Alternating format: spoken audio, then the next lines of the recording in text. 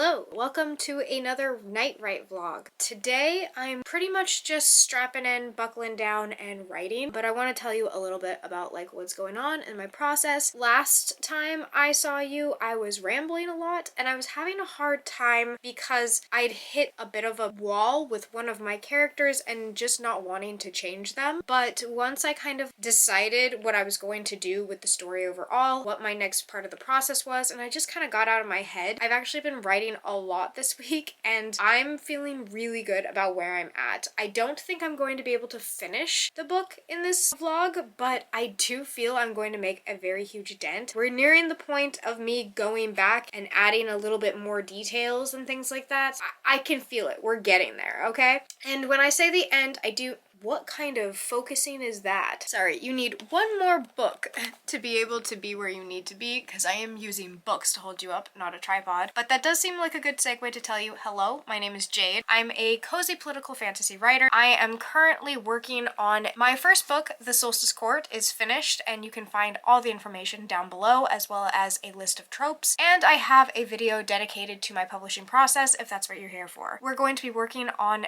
the sequel to The Solstice Court, which is the Solstice Heir. Now it's going to be underneath you for the rest of this vlog. That's much better. You can see me now and I'm not having to hunch. Tonight, what I'm going to be working on is around the 80% mark. Things are happening right now. There's a lot of really high emotions and I need to write a really bad argument. Like I need to get mad. I need to be really upset right now because my characters are really upset. So I'm gonna go ahead and be getting into the zone. I'm gonna listen to some music from my playlist that's specific to this scene, and then I'm going to just start to write, and then we'll see where we end up. Tonight, as far as atmosphere, I currently have lit a north candle called Forest, and I'm drinking a caramel tea.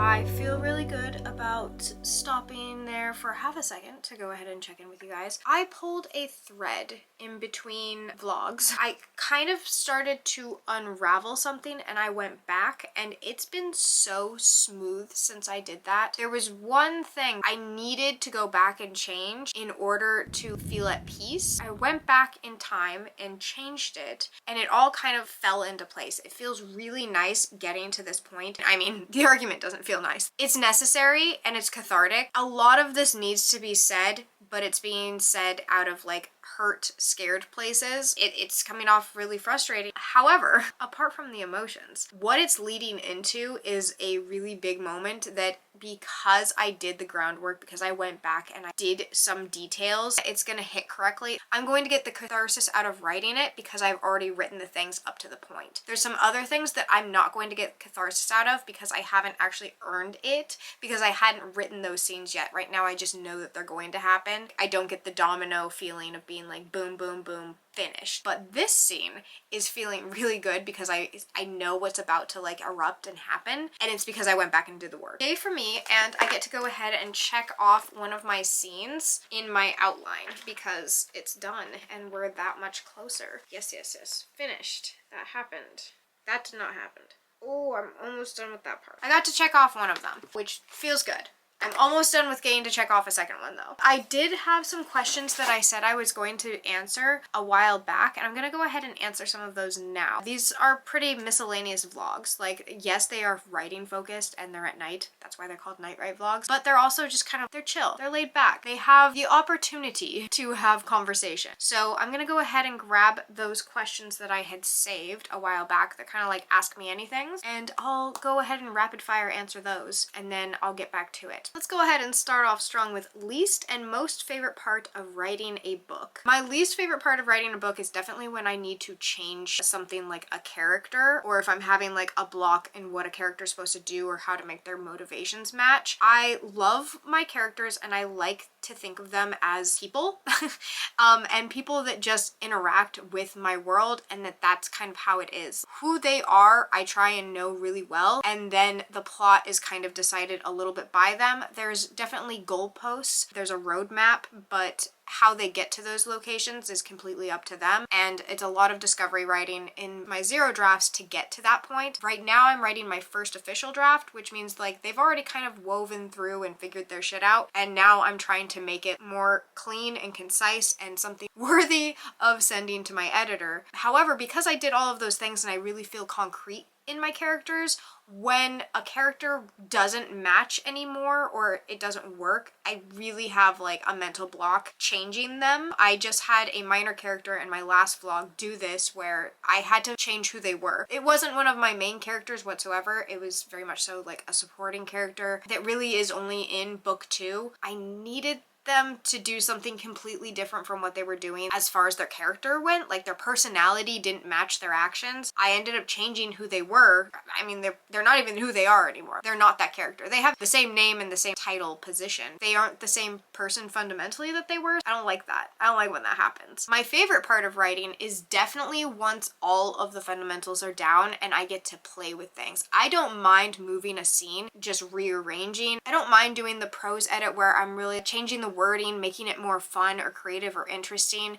getting to add the voice of the characters into the scenes, because my first draft definitely doesn't have that. Kezra feels very bare bones in this scene and I kind of like miss her. All of my characters are doing their actions, but I don't have their personal flair that accompanies their perspective. I kind of miss them in that part, but that's my favorite part when I get to do that part. The second draft, and I can like really play with my characters and they get to just be themselves. I feel like at my best when writing, and I have the most fun with it. To kind of veer off from that question and to answer a publishing the book question, my favorite part of publishing the book was actually beta readers, because it was kind of that in-between point. I got to see my readers interact with the book. I got their play-by-play reactions. I got their input. They really had some really great insight in where my book was and where it could be. It made it so much better, but it was still in the play stage. I could still play in my world. Nothing was permanent. Nothing was like forever ruined or broken. I could still do things and I was still in my favorite stage while also doing my favorite part of publishing. So beta readers was definitely my favorite part of actually publishing a book. Pressing play and like sending off into the world was actually kind of like a grieving process. The beta reading process was like that sweet spot. That was neat.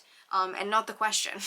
Switching over to a Japan question, we had 2 Japan questions that I can kind of give pretty quick and easy answers to. As a giant lifelong Godzilla fan, I'm wondering if you have a personal connection and or have seen any cool stuff in Japan. As far as Godzilla goes, there's 2 like Godzilla things in Tokyo that I've seen. One was kind of unimpressive and the other one was incredibly impressive. There's a Godzilla in Godzilla Park, or like Godzilla Ward. That is like said to be like, oh, it's a giant Godzilla statue. It looks so puny because it's like on this hilltop. It's like not even close to life size. It's like man-sized, like the size of like a tall man. I don't know, it looked small. It's hard to take a picture with. Was not impressed. However, if you go to Shinjuku, Shinjuku has a whole area where like you're looking at this Tokyo City area and then you look straight forward down a very broad alley with a whole bunch of very iconic looking Japanese stores, and then at the top there is a gigantic life-size Godzilla head and claw that's pawing over one of the buildings. It just adds like such a cool flavor to that part of town. I'm not like the biggest Tokyo fan, but Shinjuku is a cool area and there's quite a few little things I like over there. Other cool stuff in Japan, there's quite a few really cool things, but I mean, I live out in the countryside, so there's, you know, like a nerdy or like fandom stuff out here, and it's more of just really peaceful and quiet living, and you just get these little moments like with your friends or something like that where you realize like, I am very much in Japan, this place that I have had a perspective of this entire time, and now I'm living in it, and my perspective is so different, but sometimes it'll match up just perfectly with the idea I had of it originally, and I just think it like comes off as funny. As an American, I can say everyone has a little bit of their stereotype in them. Like sometimes I act very American and sometimes my Japanese friends act very Japanese. Sometimes my students get in trouble because they will sneak onto the roof of their high school, and like that's kind of like a tropey thing in anime. And I remember the first time when one of my students, who I knew very well, a senior in high school, got in trouble because her and her friends had gone onto the roof to like hang out. I was like, oh my gosh, you actually did that? I had to keep a stern face because I was in the room while she was being told like how dangerous that is, and it's like stuff like that. I'm easy to please. The other Japanese question was about the internet, being told that like the cell phone service is affordable and good, and yeah, it's really good cell phone service here. My plan is with SoftBank, and there's things that will connect to our Netflix and like we can bundle, and it's all very cheap and affordable. The internet is also incredibly fast. I'm not an internet person. I'm not an IT person. So here's our internet and the price and standard that we pay for it, courtesy of my partner. But my internet is incredibly fast and speedy. We never have any problems with buffering or anything like that. It is the fastest internet we've ever had. My 10 minutes is up. I'm gonna go ahead and keep typing, and then while I'm typing, I'll just do kind of like a voiceover for the next set of sprints I do. I guess I'm doing sprints now. You never know what night writing is gonna be, except for at night. Favorite self-care activity. One of my favorite self-care activities is definitely when I preemptively care for myself. So I will know that I'm gonna have a hard day, or I know that the next week is gonna be busy, and I will either film and schedule ahead of time. I did that all through February, and it really felt like a very kind form of self-care. And then like if I'm having a busy work week, the week before, doing some planning ahead, buckling down and like kind of getting ahead really makes me feel good on the week that I'm stressed. I know I've taken care of myself. I know that I'm not as stressed as I could be, that I can manage it. That's probably one of my favorite types of self-care. I'm not much of a retail care person. I don't really get something if I buy something for myself. But as far as like something to actually go and do for myself as a form of self-care, I would say onsen, which is going to a Japanese hot spring, and it's kind of like a public bath. So there are other people around. The introverted part of me cares about that, but when you're there, there's so little judgment or care that you're naked, because everyone's minding their own. Everyone's doing their own thing. Everyone is having that internal moment and reflection, but with a bit of community attached to it, that it's just something I really enjoy here, and something I don't think I could experience other places. And it's also really cheap. There's a place next to my work. It's easy, relaxing, and you know, obviously it feels good because it's incredibly hot water. Most awkward moment filming in public. I have definitely come across quite a few of these, especially since moving to Japan. Part of the appeal of filming in Japan is actually showing you Japan, not just my apartment. So anytime I do a Japan vlog, I kind of have to get a bit risky with it. And I've done some really unusual things in order to avoid awkward moments, such as hiding the camera,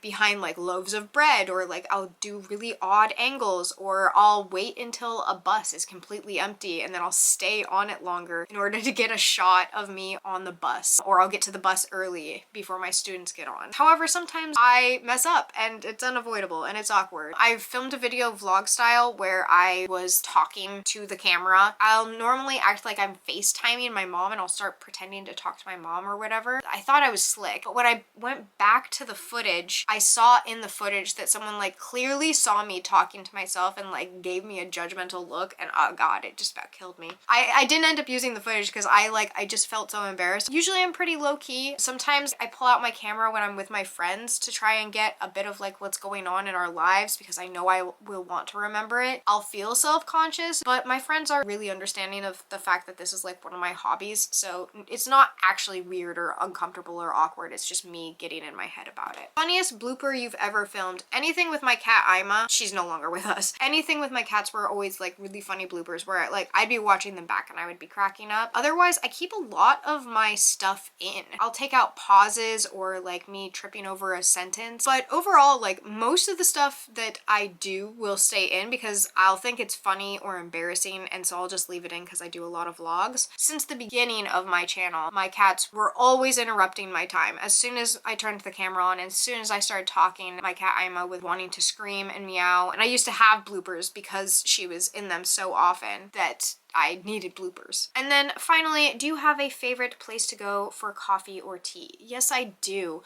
I don't want to dox myself, but I also write at it sometimes. It has really good coffee. The coffee is above average, and then they have really good food and atmosphere. It's like my perfect little spot. I absolutely adore it. I love going there. Me and my friend Lindsay discovered it together. We haven't gotten together since, but we both frequent it and we just haven't run into each other yet. But yes, I don't want to dox myself, so I won't say where it is, but I've been there quite a few times and I write there pretty often. Oh, I also read Legends and Lattes there. I was reading Legends and Lattes only in coffee shops, and I went to that one as well. I have gotten an extra 1,300 words in, which is fantastic. I finished the argument. The argument is complete, and we are in what would be considered the dark night of the soul. I call it the wallowing beat. Like, my characters are wallowing right now. They do not have time to wallow. They're not going to get to stay in this space whatsoever. ever, and I'm really looking forward to it. I'm gonna go ahead and listen to the song again just to give myself the sensation of what's gonna be happening next, because I don't have it in me to write that scene right now. I'm gonna save it. I want to really savor it. I don't want to rush through it. So the song that I'm listening to captures what this scene is. So I'm gonna read back through, listen to that song, hype myself up for the next scene, probably write it tomorrow or the next day. I don't know. As far as this vlog goes though, I think it's over. I'm gonna go ahead and call it a night. I'm feeling really good about it. I'm gonna leave it there so I don't rush anything. I'm also gonna leave you here. If you have any more questions, feel free to put them down below and I can answer them in a different night write vlog. Or in contrast, if you want to answer any of these questions, go ahead and leave an answer to one or all of the questions down below. I'm just as interested, if not more, in your answers than you are in mine. If you made it this far in the video, go ahead and leave a caffeinated beverage emoji for my favorite coffee shop, or some pancakes. They have really good pancakes there too. You can decide between a caffeinated beverage or pancakes. I'll give you some options. But whether you do or not, I hope you're enjoying the sun or more stars wherever you are. And until next time,